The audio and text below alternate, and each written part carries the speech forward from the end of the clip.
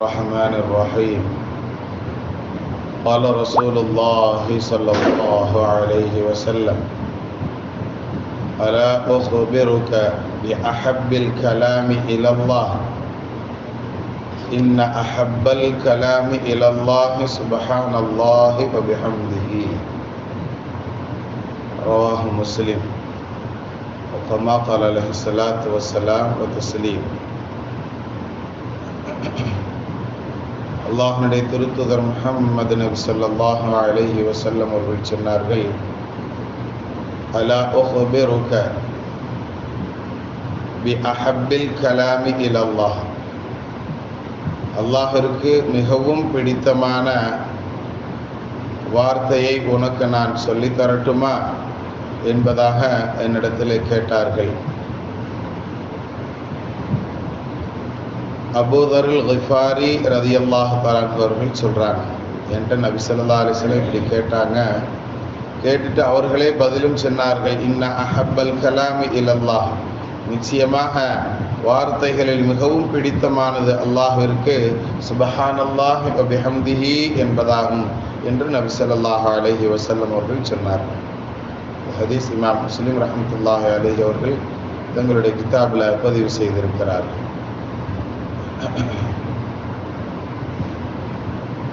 இன்னொரு ஹதீஸ்ல இப்படி சொல்லுவாங்க, சம்ரத் இப்னு ஜுந்துப் ரலியல்லாஹு தஆலா அன்ஹு அவர்கள் அறிவிக்கக்கூடிய ஹதீஸ் இது.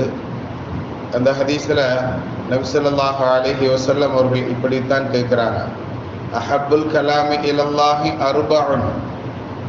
அல்லாஹ்விற்கு மிகவும் பிடித்தமான வார்த்தைகள் நான்காகும்.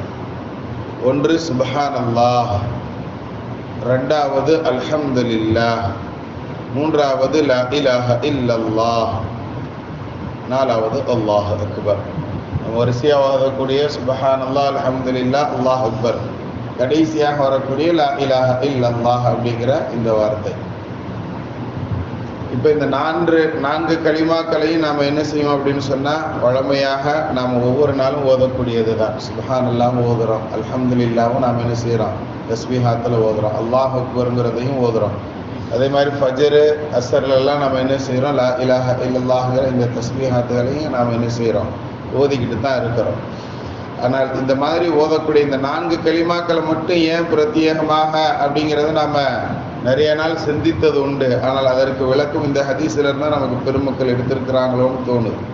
எப்படின்னு சொன்னால், இந்த சுப்ஹானல்லாஹ், அல்ஹம்துலில்லாஹ், அல்லாஹ் அக்பர்ங்கிற இந்த கலிமா, அதிலும் குறிப்பாக முதலாவது வர்றது சுப்ஹானல்லாஹ் தான் நபி ஸல்லல்லாஹு அலைஹி வஸல்லம் சொல்லித்தரோம். அதிகமாக குர்ஆன் ஷரீஃபில் வரக்கூடிய சூறாக்களில் ஒரு 2 சூறாவை நாம் எடுத்துக்கிட்டோம் அப்படின்னு சொன்னால், சுப்ஹானல்லாஹ்னு ஆரம்பிக்கக்கூடிய அந்த 2 சூறா அல்லாஹ்வுக்கு ரொம்ப பிடித்தமானது என்பதாக நபி ஸல்லல்லாஹு அலைஹி வஸல்லம் அவர்கள் சொல்ல நாம் கேட்டிருக்கிறோம். அதிலும் குறிப்பாக ஆச்சரியமான, நம்மளுடைய உள்ளத்திற்கு ஒரு பிரமிப்பை ஊட்டக்கூடிய ஒரு செய்தியை நாம் கேள்விப்பட்டோம்னு சொன்னால், இந்த சுப்ஹானல்லாஹ் சொல்லணுங்கிறதையும் நமக்கு நபி ஸல்லல்லாஹு அலைஹி வஸல்லம் அவர்கள் நிறைய ஹதீஸில் சொல்லி தந்திருக்கிறாங்க. சுப்ஹானல்லாஹ் அப்படின்னு சொன்னால் அல்லாஹ் மிகவும் பரிசுத்தமானவன் அப்படின்னு பொருள். சுப்ஹானல்லாஹ்னா அல்லாஹ் மிகவும் பரிசுத்தமானவன், இல்லைன்னா பரிசுத்தமாகிவிட்டான் அப்படின்னு நாம் அல்லாஹை பரிசுத்தப்படுத்தக்கூடிய வார்த்தைகள் அது. அவன் சுத்தமானவன் அப்படின்னு சொல்லுவதன் மூலம் அவனை நாம் என்ன செய்கிறோம், அந்த வார்த்தையின் மூலம் சொல்லுவதன் மூலமே அல்லாஹை நாம் பரிசுத்தப்படுத்துகிறோம். அப்படிங்கிறதுனால இந்த வார்த்தை பிரதானமாக எல்லா இடங்களிலும் முன்னுரிமை பெறுகிறது அப்படிங்கிறத நாம் ஹதீஸ்களின் வாயிலாக பார்க்க முடியும். கண்ணியத்திற்குரியவர்களை, ஒரு துணுக்கு செய்தியாக நாம் ஒரு செய்தியை பார்க்க முடியும்.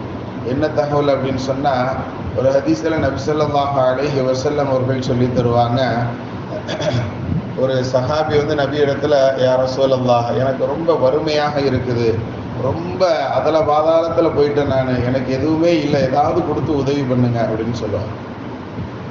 நிறைய சஹாபாக்கள் இது மாதிரி அப்பப்போ கேட்பது உண்டு, நபி ஸல்லல்லாஹு அலைஹி வஸல்லம் உதவுவதும் உண்டு.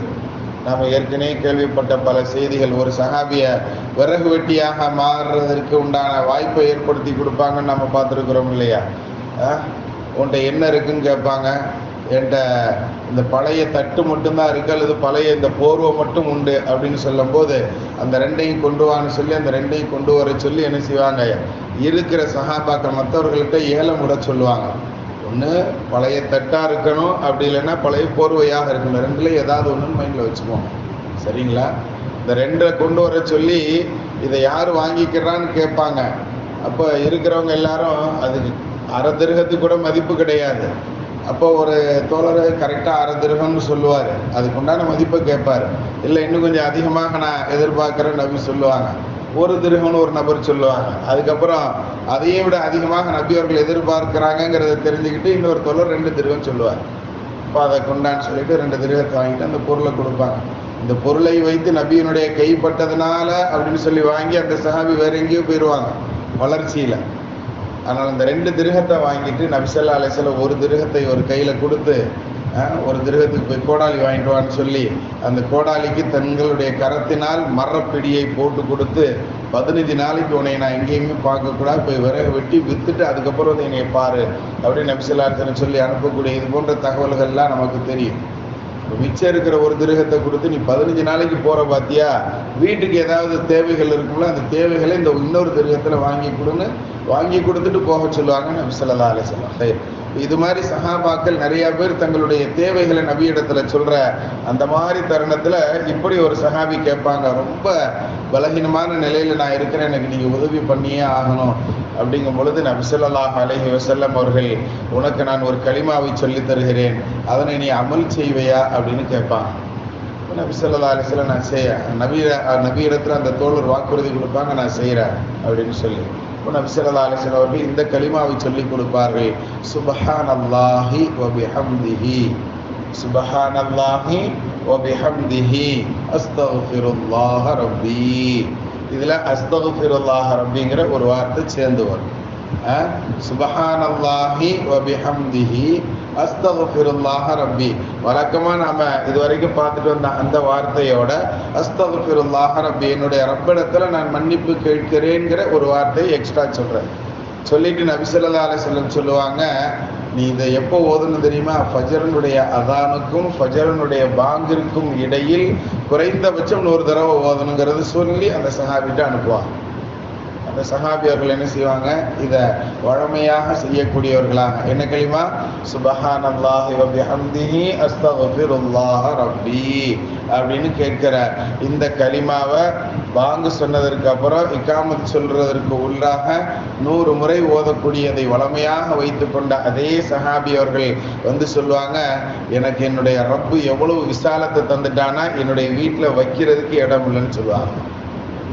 அவன் கொடுத்த ரஹ்மத்துகளையும் பரக்கத்துகளையும் வைப்பதற்கு எனக்கு இடம் பத்தல நபியே அப்படிங்கிற செய்தி அந்த சஹாபியே வந்து சொல்லிட்டு போனதாக நமக்கு அந்த ஹதீஸ்களினுடைய அறிவிப்பாளர்கள் சொல்லி தர்றாங்கன்னு சொன்னா, எல்லா விஷயத்திற்கும் மருந்த நமக்கு நபி ஸல்லல்லாஹு அலைஹி வஸல்லம் கொடுத்துட்டாங்க, பயன்படுத்துவதற்கும் நமக்கு தெரியல. இது மாதிரி சில விஷயங்கள் இருக்கு அப்படிங்கிறதையும் நாம் உணர்வதில்லை. அல்லாஹ் அமல் செய்யக்கூடிய நற்பாக்கியவான்களில் நம்மை கபூல் செய்வானாக. வஹக்க சையதினா வாலி சையதினா முஹம்மதின் ஸல்லல்லாஹு